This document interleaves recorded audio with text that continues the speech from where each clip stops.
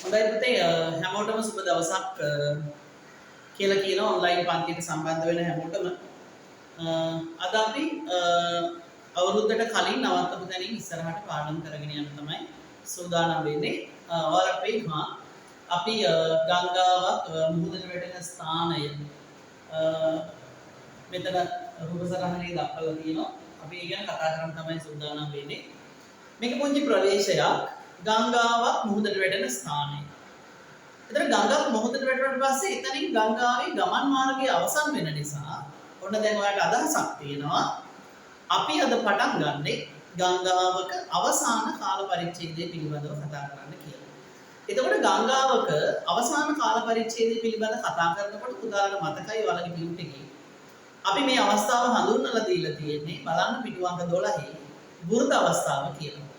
ගංගක අන්තිම කාලයේ ඒ අවස්ථාවේ ස්වභාවයයි ඒ ස්වභාවයට අනුකූලව ගඟ නිර්මාණය කරන භූදර්ශනය පිළිබඳව තමයි අද අපි කතා කරන්න හදන්නේ.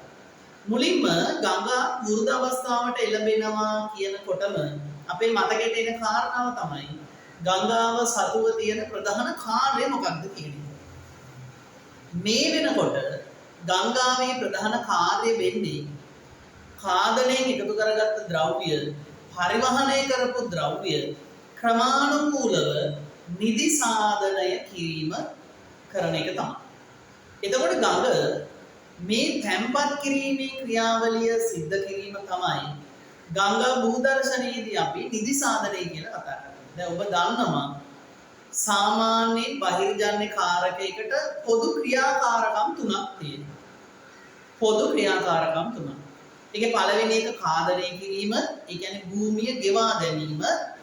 ඊට පස්සේ ගංගාවට පුළුවන්කම තියෙනවා ඒ කාදනය කරපු දේවල් අරන් යන්න. ඒකට අපි කියන්නේ ගංගාවක පරිවහන ක්‍රියාවලිය කියලා. පරිවහන ක්‍රියාවලිය. හරි. දැන් ඔය මැසේජ් එක දාලා තියෙන්නේ පුතේ ඔක මේ පරිවහන ක්‍රියාවලිය දවසේ පන්තියට සම්බන්ධ වෙන්නේ නැද්ද? ඒක තමයි අතන ගැටලුව වෙලා ඇත්තේ. අපි ඒ කොටස කරා මම ඒක වීඩියෝ එක සම්පූර්ණයෙන්ම දාන්න. හරි. එන්නක පාඩමට දැන් අපි කිව්වේ ගඟ කාදනයෙන් එකතු කරගත්ත ද්‍රව්‍ය පරිවහනය කරනවා කියලා. ඊට පස්සේ ඒ ගෙන යන ක්‍රම හතර මතක් කරමු. දැන් අර හිටපු නැති දුවල පුතාලා කීප දෙනෙක් ඉන්නවා. පරිවහනය කරනවා සමහර දේවල් දිය කරගෙන. ඒතර අපි කියන්නේ ද්‍රාවණ භාරය.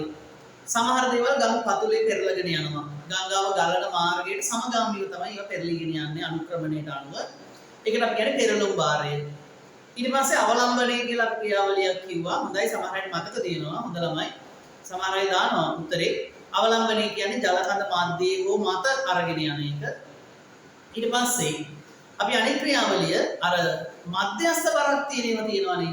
ඒ මධ්‍යස්ථ බරින් යුක්ත දේවල් ජලකඳත් එක්ක එස වෙනවා. නැවත පතුලට වැටෙනවා. ආයෙත් එස වෙනවා. ඉදිරියට තල්ලු වෙනවා. මේක අපි හඳුන්වන්නේ පිනුම් ගමන කියලා.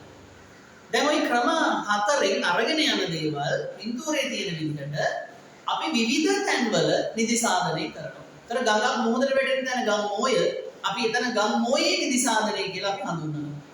ගම් මෝයේ නිදිසාදනය. ඊට පස්සේ සමහර දේවල් ගම් පතුලේ නිදිසාදනය කරනවා. සමහර දේවල් ගඟ මැද නිදිසාදනය කරනවා. සමහර දේවල් ගංගා පිටාර තැන්දී නැත්නම් ගම් ඉවුරු වල නිදිසාදනය කරනවා. එතකොට ගඟ පතුලේ ගඟ මැද ඊට පස්සේ ගංගා මෝය ආශ්‍රිතව ඊට පස්සේ ගම් ඉවුරු හෝ පිටාර තැන්නේ කරන නිදිසාදනය පිළිබඳව තමයි අපි වෘත අවස්ථාවේදී කතා කරන්නේ. එතකොට නිදිසාදනයක් කිරීම සඳහා ගංගාවට